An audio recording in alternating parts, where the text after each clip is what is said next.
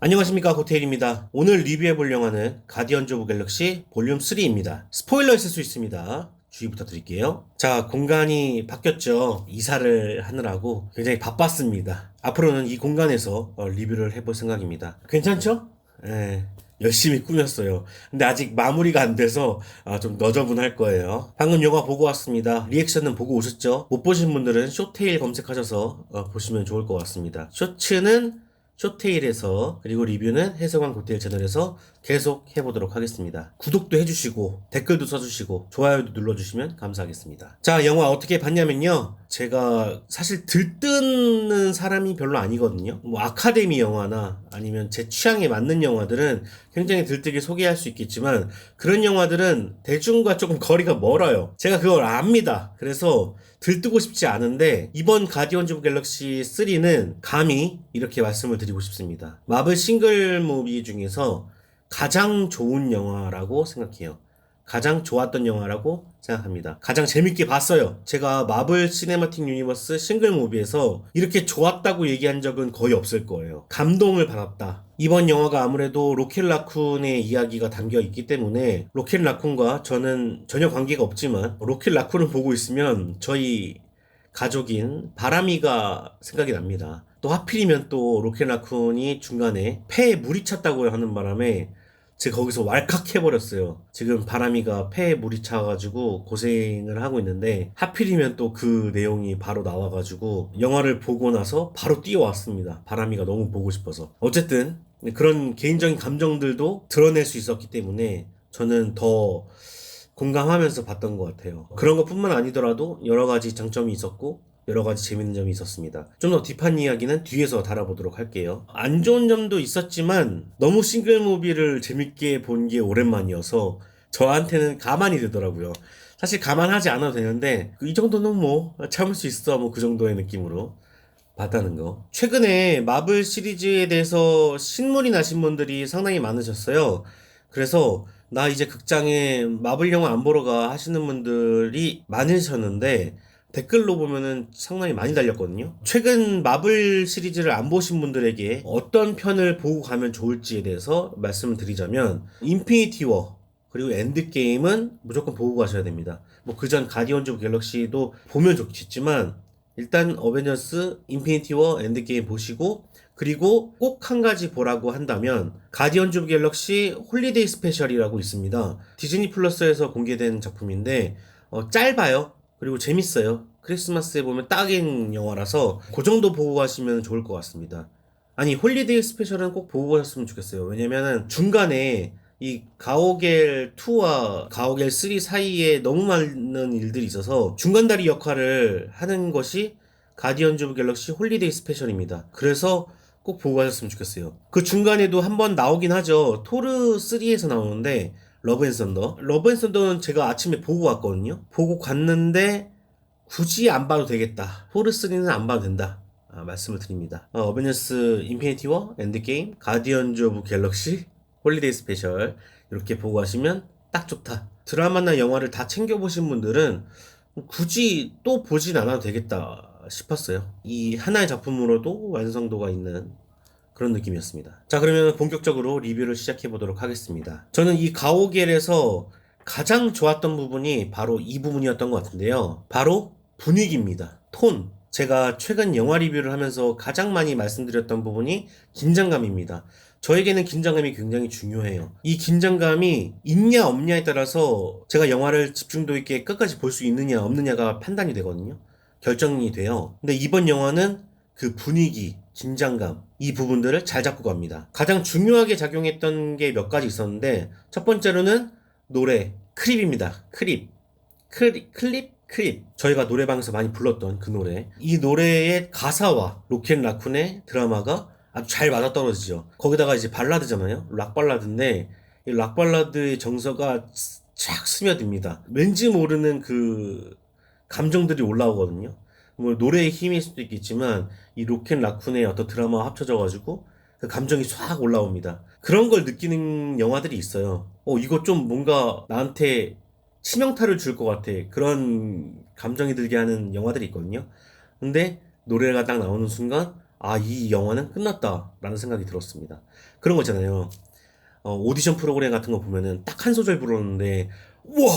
얘는 무조건 합격이야. 라는 그런 가수들이 있잖아요. 그런 것처럼 크립이 딱 노래가 나오는데, 이거 끝났다. 이런 생각이 듭니다. 그래서, 난 울 준비가 돼 있어. 라는 생각이 들게 되죠. 그리고 나서 로켓라쿤의 과거가 나옵니다. 사실 영화에는 치트키가 두 개가 있습니다. 사람들의 감정을 허무는 첫 번째로는 아기, 그 두 번째는 동물입니다. 아기와 동물이 나오게 되면은 관객들이 마음을 그냥 열어줘요. 그게 영화건 실사건 상관이 없습니다. 그냥 열어줘요. 근데 아기 너구리들이 정말 많았잖아요.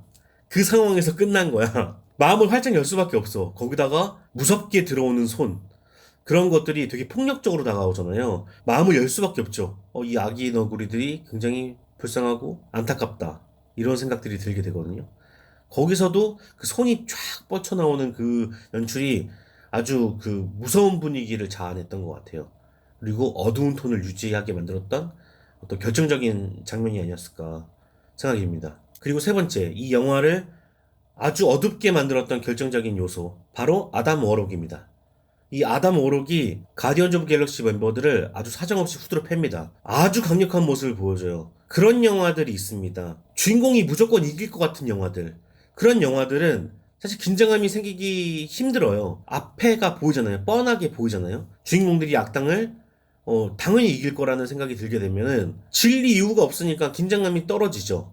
근데 초반부터 박살을 내버리는 거예요. 타노스한테도 개겼던 그 멤버들이 그냥 산산조각 납니다. 가디언즈 오브 갤럭시는 멤버가 있잖아. 아담 워록은 혼자잖아. 그런 모습에서 아주 강력한 모습을 보여준단 말이죠. 이런 어두운 면모들이 초반부터 공격적으로 관객에게 어필을 하기 때문에 톤이 쫙 깔리면서 어두운 톤을 계속 유지하게 되는 어떤 원동력으로 발휘됩니다. 그래서 가디언즈 오브 갤럭시의 어떤 밝은 분위기를 원하셨던 분들이라면 조금 실망하실 수도 있어요. 뭐 사실 오르고 행성에서 어쨌든 풀어주기 때문에 또 가디언즈 오브 갤럭시만의 그 독특한 통통 튀는 매력들을 또 거기서 느끼실 수 있습니다. 또 분위기를 해치지 않는 선에서 또 그런 것들을 하기 때문에 저는 그 밸런스가 아주 잘 잡혀 있는 영화였다고 생각해요. 자, 그리고 두 번째로 좋았던 거는 가디언즈 오브 갤럭시에서 계속 떡밥으로만 머물러 있던 것들이 요번에 한꺼번에 터져 나왔다는 거예요. 좀 반가운 것도 있었고,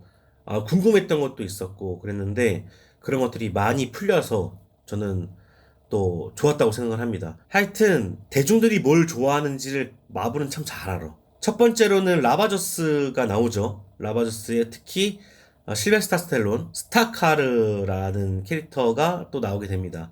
그 외에 주변에 인물들도 나오게 되죠. 왜 안 나오나 했어요. 그리고 나왔으면 좋겠다고 생각했거든요. 뭐 1회성 출연이었어 막 하는 친구들도 있었는데 역시나 또 나오게 됐죠. 그 친구들이 누구였는지 생각이 안 나네. 이 라바저스에 대한 이야기들도 계속 나왔으면 좋겠다는 생각이 있는데 요번에 한번 또 비춰져서 너무 좋았습니다. 언제 나왔었나요? 가디언즈 오브 갤럭시 2에 나왔었죠? 그 욘두하고 마주쳤던 그 이후로 안 나왔었던 것 같은데 맞겠죠? 너무 반가웠고 또 앞으로 또 스피노프나 뭐 이런 작품으로 나왔으면 좋겠다는 생각을 해보고 그리고 아이샤도 뭐 복수를 꿈꾸는 것 같이 했지만 지금 몇 년째입니까? 가오갤 2가 나온 지가 언젠데 이제서야 또 등장을 했고 아담 워럭도 같이 등장을 하게 됐죠. 그리고 이번에 가디언즈 오브 갤럭시가 거의 마지막 편격인 이제 첫 번째 멤버의 마지막 격인 영화다 보니까 윤두도 나오게 되었습니다. 누구였죠? 크레글린이었나? 이 크레글린이 그 휘파람으로 무기를 여태까지 사용을 못했는데 드디어 사용을 하게 됐다는 점에서 그리고 그 계기가 또 연두가 나와서 힘을 또 줬다는 거 그렇게 활용해서 너무 좋았어요. 그냥 밋밋하게 지나갈 수도 있는 연출을 사람들을 끌어모아서 관객에게 재미를 줬다는 거 그런 점이 또 좋았습니다. 그리고 이번 영화는 생각해보니까 멀티버스와 관련이 없이 나왔던 작품이더라고요. 그래서 기존에 멀티버스에 질리셨던 분들에게 상당히 진입장벽이 낮습니다. 그냥 가오갤만 좋아해도 볼 수 있는 작품이었고, 물론 가모라와의 관계가 처음 보시는 분들에게는 무슨 소리인가 싶겠지만, 또 한번 스타로드가 설명을 해주기 때문에 대충 어떤 느낌인지는 짐작이 가셨을 거고, 그래서 이 한 편만 봐도 조금은 이해할 수 있는 그런 영화가 아니었나. 최근에 그렇게 나온 영화가 거의 없었죠. 마블 영화 중에서. 그래서 초심자도 건들 수 있는 그런 작품이 아니었나 또 생각이 들고요. 자, 그리고 또 좋았던 게 이 액션입니다. 이번에 감독님이 스타일을 변화하려고 했던 건지 아니면 새롭게 액션을 정립하려고 했던 건지는 모르겠지만 전과 이번 영화는 액션이 많이 다르다고 느껴졌어요. 특히 이 카메라 무빙에 관련된 건데 이번 영화에서는 좀 더 역동성 있게 느껴졌다고 저는 생각을 하거든요. 제가 만화로 비유를 하자면 아이실드? 그런 느낌이 들었어요. 이 아이실드 만화책을 보면은 이 인물들이 어떻게 그려지냐면 거의 관광 렌즈를 쓴 것처럼 사람들이 되게 왜곡돼 있고 발을 강조하고 싶으면 머리부터 발까지 나오는데 그 발이 엄청 크게 나오고 얼굴은 조그맣게 나온다든지 얼굴을 강조하고 싶으면 얼굴이 엄청 크고 발이 엄청 짜그마다든지 되게 역동적이게 그 표현이 되어 있는데 요번 액션을 보면은 특히나 역동적인 느낌을 받으실 수 있거든요. 그래서 제가 그 컷을 좀 유심히 봤어요. 관광 렌즈를 쓴 것 같진 않아 보이는데 제가 다시 한번 확인해 봐야 될 것 같고 그 액션의 방향과 카메라의 방향을 반대로 하는 것 같더라고요. 만약에 주먹을 뻗는다 하면은 기존의 카메라 무빙은 뻗는 방향으로 카메라가 갑니다. 주먹이 여기 있죠? 카메라가 나를 비추고 있다가 주먹이 뻗는 방향을 간다고요. 근데 반대로 하는 거예요. 카메라가 여기 있다가 주먹을 뻗는 방향으로 이렇게. 그러니까는 길쭉길쭉해 보이고 뭔가 움직임이 더 커 보이죠. 이렇게 가는 움직임과 이렇게 가는 움직임은 상당히 다릅니다. 다시 한번 여러분들이 영화를 보시면 아시겠지만 드렉스의 어떤 움직임이나 이런 것들이 좀 더 커 보이고 별 움직임이 아닌데도 훨씬 더 화려하게 보이거든요. 그런 점은 바로 카메라의 무빙 때문이 아니었나. 그래서 이번 영화는 전작들과는 다른 액션의 움직임을 보여줬다. 저는 훨씬 좋더라고요. 그리고 카메라를 얘기했으니까 하나 더 얘기하자면 대부분 사람이 말을 하게 되면은 따로따로 잡는 경우가 많습니다. 뭐 스타라도 한번 잡았다가 카메라를 돌려서 가모라를 한번 잡았다가 또 카메라를 돌려서 이런 식으로 컷 나누는 경우가 많거든요.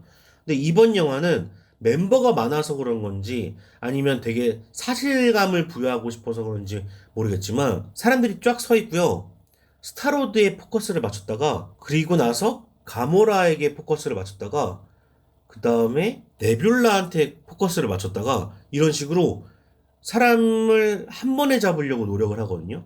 사실 이게 어려워요. 왜냐면은 한 사람 한 사람은 포커스를 멈춰놓고 촬영을 하게 되는데 방금 제가 말한 식으로 촬영을 한다면 한 명 한 명 포커스를 다시 맞춰줘야 돼요. 만약에 예를 들면 스타로드에게는 100으로 맞췄다가 좀 더 뒤에 있는 가모라한테는 120으로 맞춰주고 또 앞으로 튀어나와 있는 네뷸라한테는 60으로 맞춰주는 이런 식으로 좀 수고로움이 더 크거든요. 카메라 감독들한테는 힘들죠. 이런 식의 화면 구성을 많이 하더라고요. 그래서 좀 더 변화하는 가디언즈 오브 갤럭시를 만들어 보고 싶었지 않았나 짐작해 봅니다. 그래서 한번 유심히 살펴보시면 좋을 것 같다. 그리고 마지막으로 메시지도 좋았어요. 아무래도 동물을 사랑하는 입장에서 이 동물 실험에 관련된 이 메시지를 담고 있어서 참 좋았어요.